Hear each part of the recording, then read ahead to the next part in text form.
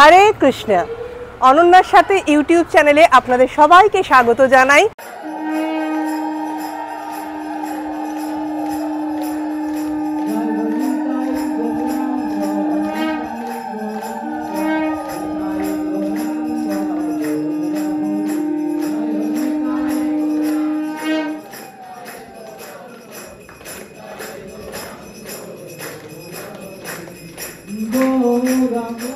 আমার চ্যানেলে আপনারা কলকাতার নিউ টাউন ইস্কনের ভিডিও দেখেছিলেন, সেই ভিডিও আপনাদের ভীষণ ভালো লেগেছিল, বারে বারে জানিয়েছেন।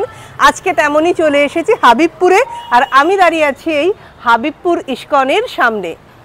এই হাবিবপুর ইস্কন আপনারা কিভাবে আসবেন, যদি প্রসাদ গ্রহণ করতে চান কিভাবে গ্রহণ করতে পারেন, সেই ফোন নাম্বার, খরচ, যদি থাকতে চান কিভাবে থাকতে পারেন, সব কিছু এই ভিডিওটায় আপনাদের সামনে তুলে ধরব। চলুন প্রথমেই আমরা মন্দির প্রদক্ষিণ করি।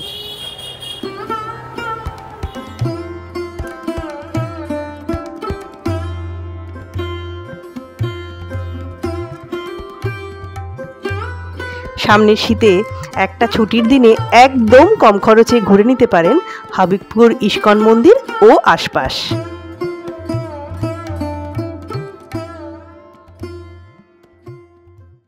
গাড়ি বাসে করে যদি আপনারা আসতে চান তাহলে কিন্তু এই গেট দিয়ে ঢুকতে হবে। এই গেট দিয়ে ঢুকে এখানে এন্ট্রি ফিগুলো লেখা আছে। সাইকেলের জন্য 5 টাকা, বাইক 10 টাকা, টোটো 10 টাকা, যদি কার নিজস্ব গাড়িতে আসেন 30 টাকা, আর যদি বাসে করে আসেন ছোট হলে 50 টাকা আর বড় হলে 100 টাকা। এখান দিয়ে ঢুকে বাঁদিকে জুতো রাখার জায়গা, সেই জুতো বিনা পয়সাতে জুতো রেখে আপনারা মন্দিরে প্রবেশ করতে পারেন।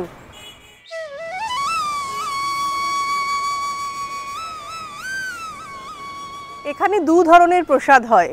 একটা হচ্ছে 170 টাকা, যেটাকে বলা হয় রাজভোগ প্রসাদ, আর আরেকটা হচ্ছে 70 টাকা কুপনের বিনিময়ে। যে 70 টাকা বিনিময়ের যে প্রসাদটা, সেটা এই কক্ষে এখানে বসিয়ে খাওয়ানো হয়। এই যে হলো, এটা হচ্ছে সেই প্রসাদ কক্ষ। আপনাদের এখানে যদি প্রসাদ খেতে চান তাহলে এখান থেকে আপনাদের কুপন কাটতে হবে। এই যে কুপনের লেখা আছে, যে আগেও বললাম রাজভোগ মহাপ্রসাদ 170 টাকা, পার্সেলও হয়। প্রসাদ যদি পার্সেল করতে চান তাহলে 200 টাকা, আর মহাপ্রসাদ 70 টাকা। এখান থেকে কুপন কাটতে হবে আপনাদের।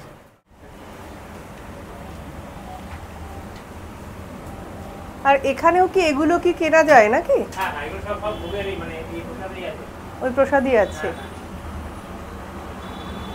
আর রাজভোগ বা মহাপ্রসাদেও তো এগুলোই দেওয়া হয় নাকি?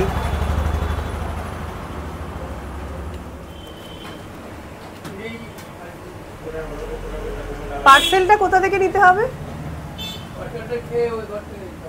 যেখানে খাবো সেখানেই পার্সেল দেওয়া হবে?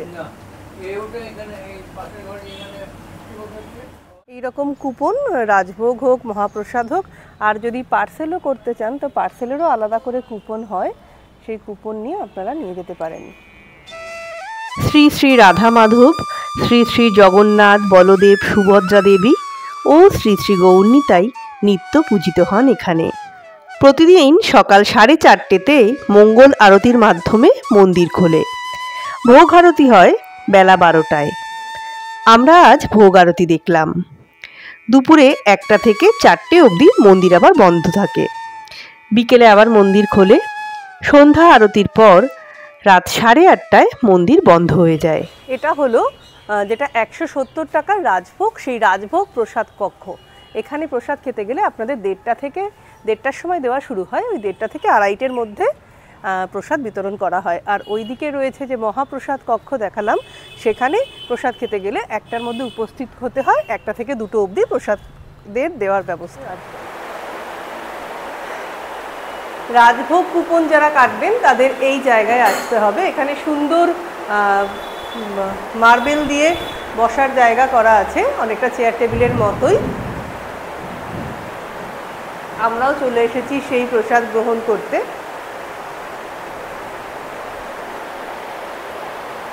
সুন্দর বসার জায়গাও করা আছে, চেয়ার টেবিলের মতোই আর কি। চলে এসেছে আমাদের রাজভোগ প্রসাদ। তো এখানে প্রচুর খাবার একদম সাজানো রয়েছে। অন্নভোগ রয়েছে, এখানে পোলাও রয়েছে, লুচি রয়েছে, এর মধ্যে একটা প্রসাদ, পাঁপড়, ডাল, মোচার কোপ্তা, পটলের ঝাল, চানা মশলা, ধোকা, চাটনি, স্যালাড, পায়েস, আর এখানে রয়েছে ক্ষীর। মানে এত কিছু দিয়ে সাজানো হচ্ছে রাজভোগ মহাপ্রসাদ। এই ঘন্টা বাজিয়ে জানান দেওয়া হয় এবার প্রসাদ দেওয়া হবে। 70 টাকা কুপন যারা কাটবেন সেই কুপনের জন্য এটি হলো মহাপ্রসাদ কক্ষ। এখানে এই যে বসার ব্যবস্থা করা আছে নিচে, আর ওইদিকে রয়েছে প্রসাদের আজকে যে প্রসাদগুলো দেওয়া হবে সেগুলো একটুখানি দেখিয়ে দিই। যার মধ্যে রয়েছে হচ্ছে ভাত, ডাল, শুক্তো, একটি তরকারি, চাটনি, পায়েস। তরকারি অবশ্য, সবজি অবশ্য পাল্টাতে থাকে প্রতিদিন, আজকের জন্য এইটাই আছে। 1টা থেকে এখানে খাবার শুরু হবে। দাঁড়িয়ে আছি আমি এখন হাবিবপুর ইস্কনের গেস্ট হাউসের সামনে। এই যে এখানে 5তলা গেস্ট হাউস রয়েছে, এই গেস্ট হাউসে কিন্তু আপনারা থাকতে পারেন। আমি বুকিং নাম্বার দিয়ে দেব। আর বর্তমানে এখন সিঁড়ি আর লিফটের কাজও চলছে, কিছুদিনের মধ্যেই লিফটের কাজ কমপ্লিট হয়ে যাবে। তখন যদি উপরেও রুম হয় তাহলেও অসুবিধা হবে না। আর কিভাবে বুকিং করবেন বা ঘরগুলোর ভাড়া কত, এসি নন এসি সব বলে দেব।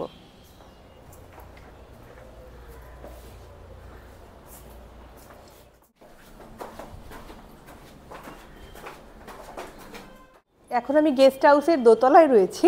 চলুন আপনাদের দোতলার একটি রুম আপনাদের ঘুরিয়ে দেখাই, আপনারা তাহলে রুমটা সম্পর্কে আইডিয়া হয়ে যাবে। এটা একটা এসি রুম। ঘরে রয়েছে দেখতে পাচ্ছি 2টো বেড, চেয়ার, টেবিল। ঘরের সাথে একটা ব্যালকনি আছে, আর আছে অ্যাটাচ বাথরুম।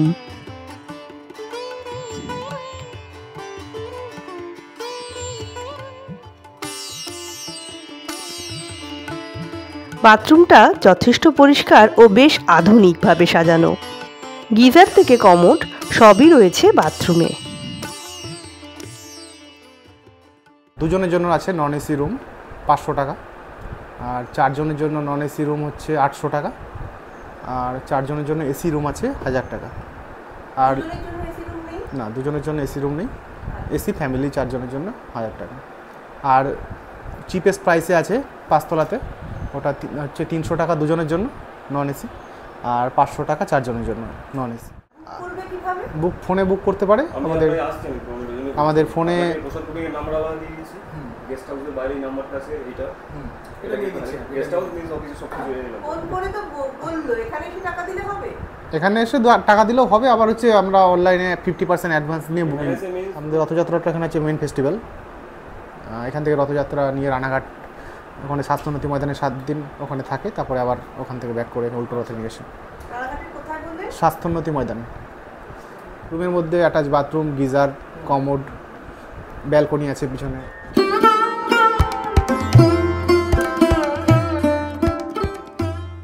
এখন গেস্ট হাউসের 4তলায় আছি। 4তলা থেকে নিচটা খুব সুন্দর দেখা যাচ্ছে, আর ওই দূরে দেখা যাচ্ছে ওটা হচ্ছে গোশালা। আর এই যে এগুলো দেখা যাচ্ছে, এই ক্ষেত, এগুলো হচ্ছে এনাদের অর্গানিক ফার্ম। আর অনেক ক্ষেতের সমস্ত সবজি বা ফল যেগুলো সব আছে। আর ওই দূরে দেখা যাচ্ছে হচ্ছে রথ। এনাদের মেন উৎসবই হচ্ছে রথযাত্রা। যে রথযাত্রার দিন রথ বেরিয়ে রানাঘাট অবধি গিয়ে আবার আসে, তো বিশেষ অনুষ্ঠানেও আপনারা এখানে থাকতে পারেন। আর দূরে ওই হাইওয়ে দিয়ে গাড়ি যাচ্ছে সেটাও দেখা যাচ্ছে, একদমই রাস্তার উপরে। এটা এই হাবিবপুর ইস্কন একদম রাস্তার ধারে, NH12। পুরো ইস্কন মন্দিরটা আমরা এখন ঘুরে দেখছি, অপূর্ব সুন্দর, চারিদিকে গাছ দিয়ে এত সুন্দরভাবে নিরিবিলি পরিবেশ। আর এখন আমরা চলেছি গোশালা দর্শনে।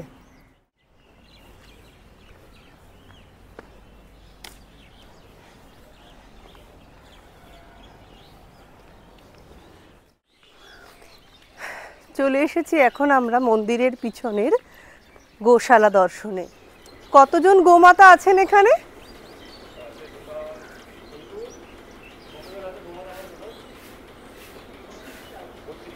বত্রিশ জন গোমাতা আছেন। এখানে একটা মঞ্চ করা আছে আর তার সামনে আছে অনেকটা ফাঁকা জায়গা। যে কোনো বড় উৎসবে এখানে আলোচনা সভা, সাংস্কৃতিক অনুষ্ঠান, নাম গান সবকিছু অনুষ্ঠিত হয়ে থাকে।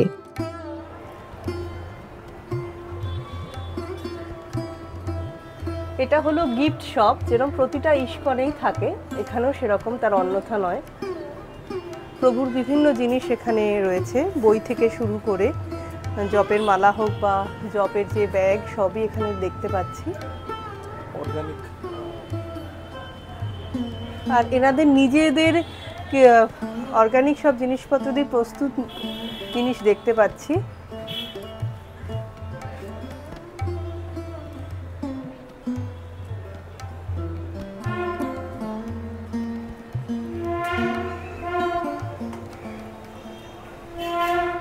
হাবিবপুর ইস্কন সম্পর্কে আমার মনে হলো কয়েকটা কথা আপনাদের একটুখানি বলি। যেহেতু আমি আপনাদের সমস্ত জায়গা ঘুরিয়ে দেখাই, তো ভালো মন্দ সবটাই বলা আমার মনে হলো আমার কর্তব্য।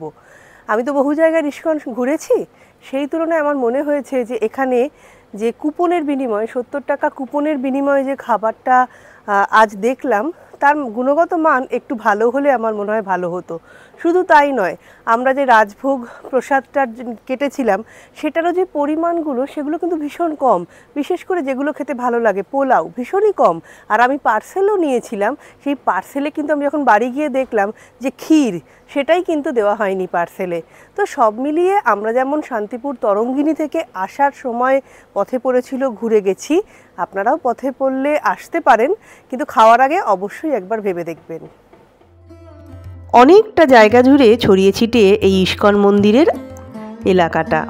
পুরো মন্দির ঘুরে দুপুরে প্রসাদ গ্রহণ করেই দুপুর গড়িয়ে বিকেল হয়ে গেল। এবার বলি কিভাবে আসবেন এখানে। ট্রেনে শিয়ালদা শান্তিপুর লোকাল ধরে নামতে হবে হাবিবপুর স্টেশনে। স্টেশন থেকে 5 মিনিট, হেঁটে বা টোটো করে চলে আসতে পারেন। আর হাতে সময় থাকলে ঘুরে নিতে পারেন ফুলিয়া ও শান্তিপুর। শান্তিপুর ও ফুলিয়ার কি কি দেখবেন সেই ভিডিও আমার চ্যানেলেই পাবেন, দেখবেন,